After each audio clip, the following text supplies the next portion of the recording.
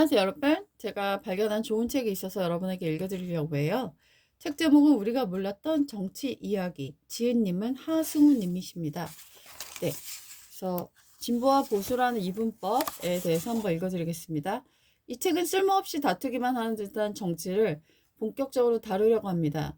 정치인들은 왜 매번 같은 사안에 대해 다른 입장을 내면 서로 대립할까요? 국회도 없애버리고 정치인들도 싹 없애버리면 속이 시원하겠다는 사람도 많은데요. 그렇다면 중요한 정책은 누가 어떻게 결정하는 게 좋을까요? 한 나라가 운영되려면 조금씩 더 좋은 방향으로 나아가려면 정치의 역할은 매우 중요합니다. 때로는 너무나 싸우기 때문에 없어도 되지 않겠나라는 생각이 들기도 하지만 그런 논쟁과 다툼은 매우 필요합니다. 어떻게 보면 정치는 쓸모없다고 여기는 사람들, 인생에 일도 도움이 안 된다고 여기는 사람들을 위해서 정치는 더 필요합니다. 한 나라가 운영되고 조금씩 더 좋은 방향으로 나아가려면 정치의 역할은 매우 중요합니다. 네, 그래서 이런 논쟁과 다툼은 필요하다라고 얘기하고 있었습니다. 왜냐하면 정치가 없어지면 우리 사회의 약자들은 더 소외될 수밖에 없고 기득권자들은 힘없는 사람들의 목소리를 들으려고 하지 않을 테니까요.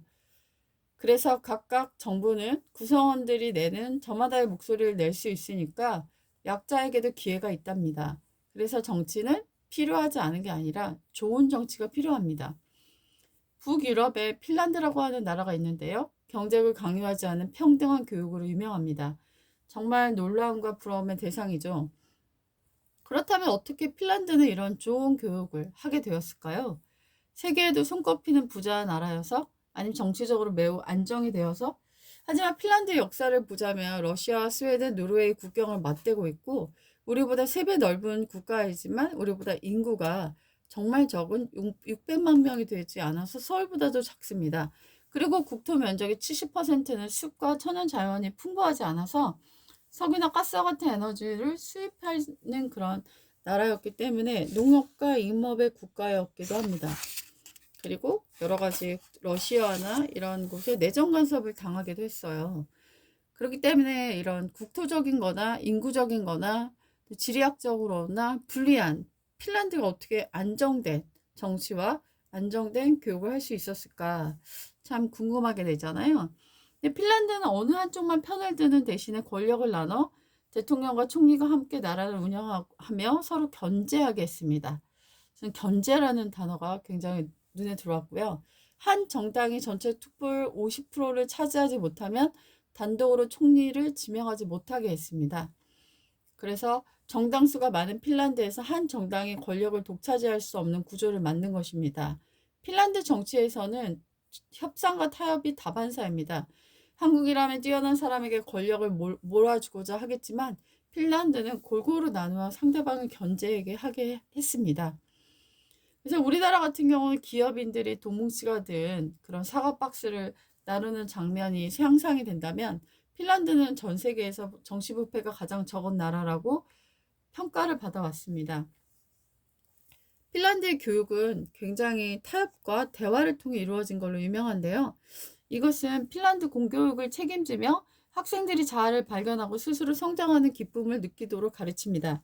시험이 아니라 개인의 적성, 진로를 찾기 위한 평가, 공부와 놀이, 균형, 경쟁이 중요하다라고 이렇게 가르치고 있고요.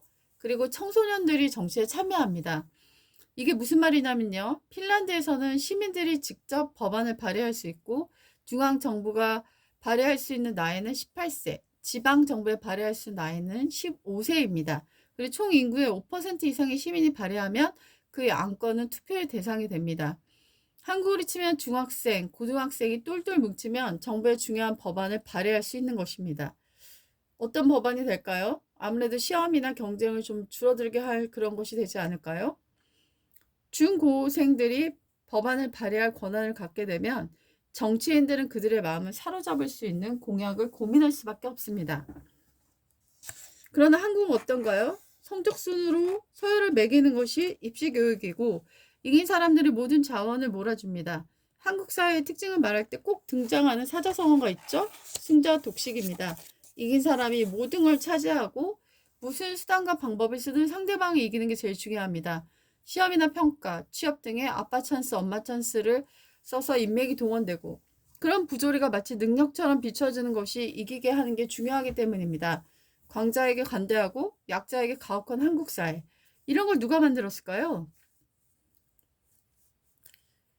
한국도 2020년 국회의원 선거 때부터 투표 연령이 만 19세에서 18세로 낮아졌습니다. 그러면서 청소년들의 정치 성향에 대한 관심도도 높아졌죠. 한국 사회는 청소년들의 자발적인 정치 참여를 북돋우는 환경을 만들려고 제도를 바꾸는 것보다 누구에게 투표할 것이냐에 대한 큰 관심을 가지고 있습니다. 2020년 당선된 21대 국회의원들의 평균 연령이 54.9세인 것도 이해할 만한 일입니다. 정치의 기성세대들이나 할 테니 청소년들은 그냥 투표라 하라는 것이죠. 이래서는 정치가 바뀌기 어렵습니다.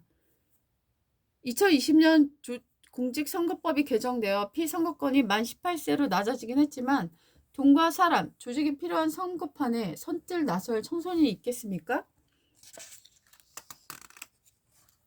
하지만 정치적 신념은 누구에게나 중요한 것이고 그 신념은 서로 다른 입장을 가진 사람들 사이에 다양한 논쟁을 통해 형성됩니다. 사람은 애초에 타고난 기질이 있지만 자라면서 주변의 환경의 영향도 많이 받거든요. 나도 모르게 형성된 선입견과 편견, 선거의 정치적 결정에 반영되고 그런 선택이 우리 삶의 경로를 바꾸기도 합니다. 최근 진보와 보수의 차이가 개인의 판단을 넘어 삶에도 영향을 미친다는 결과가 있었습니다. 서울대병원 네인지 과학연구팀에 따르면 성인 106명을 대상으로 정치 성향을 보인 보수와 중도, 진보를 나눠 실험해보니 보수 성향의 사람들이 심리적 스트레스를 관리하면서 삶의 만족도를 높일 수 있는 신경망을 가지고 있었다는 것입니다. 반대로 진보적 성향은 현실에 만족하지 않으니 스트레스가 많고 삶의 만족도가 상대적으로 떨어졌습니다. 정치 성향에 따라 내 기능이 달라진 건지 내 기능에 따라 정치 성향이 달라진 건지 알 수 없기 때문에 이 결과를 무조건 신뢰할 수는 없습니다. 하지만 보수와 진보의 성향 차이가 자신의 삶의 조건과 사회를 바라보는 관점의 차이를 바꿀 수 있다는 점은 알 수 있습니다.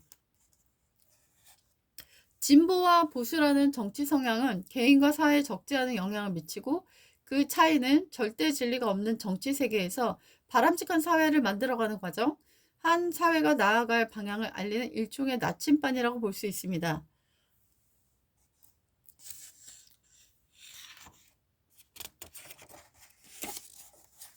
예전에 고 노무현 대통령께서 진보의 미래에서 버스 타기에 비유해 진보는 차가 좀 비좁아도 같이 타자는 것이고 보수는 비좁으니 태우지 말라는 거라고 했습니다.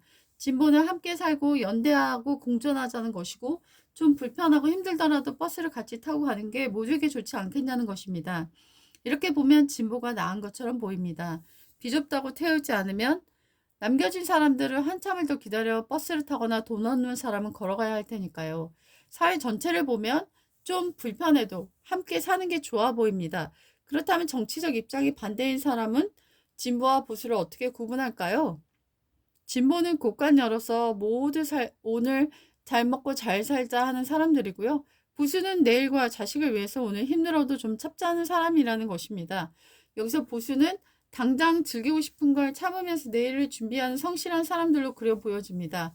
장밋빛 미래만 이야기하며 재생을 낭비하는 것보다 꼭 필요한 것보다 챙기는 보수가 더 현명하다는 것이죠. 무엇이 더 좋은 걸까요? 저마다 자신의 입장이 부각되는 식으로 이야기하니 진보가 좋은지 보수가 좋은지 판단하기는 쉽지 않습니다. 그러므로 보수는 무조건 좋고 진보는 나쁘다. 보수는 무조건 나쁘고 진보는 좋다.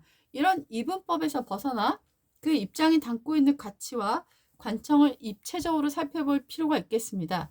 이 책은 그런 고민을 나누기 위한 시도입니다. 네, 정말 좋지 않은가요? 네. 여러분이 이 책을 꼭 읽을 만한 가치가 있을 것 같아서 여러분에게 소개해드렸습니다. 노무현 대통령의 말이 정말 와닿네요. 네, 좋은 밤 되세요.